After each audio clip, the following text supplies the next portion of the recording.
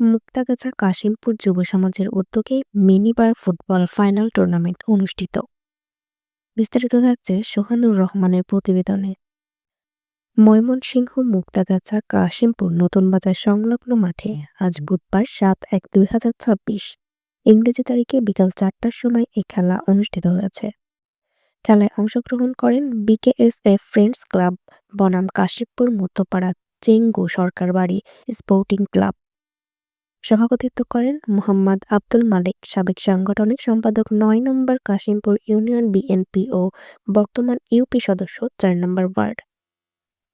প্রধান অতিথি হিসেবে উপস্থিত ছিলেন আলহাজ কামরুজ্জামান লেবু, সিনিয়র যুগ্ম আহ্বায়ক উপজেলা বিএনপি মুক্তাগাছা।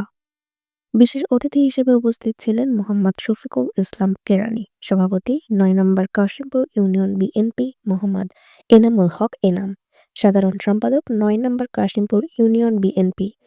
এছাড়াও বিভিন্ন শ্রেণী পেশার ব্যক্তিবর্গ উপস্থিত ছিলেন। উক্ত খেলায় বিজয়ী হয়েছেন বিকেএসএফ ফ্রেন্ডস ক্লাব, আর রানার্স আপ হয়েছেন কাশিমপুর মধ্যপাড়া চেঙ্গু সরকার বাড়ি স্পোর্টিং ক্লাব।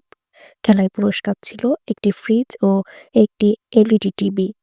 খেলা শেষে বিজয়ীদের হাতে পুরস্কার তুলে দেওয়া হয়। পরে আনন্দ উল্লাসে পুরস্কার ঘরে নিয়ে যান বিজয়ীরা। আরও বিস্তারিত জানতে চোখ রাখুন জাতীয় দৈনিক অভয়নগর পত্রিকায়।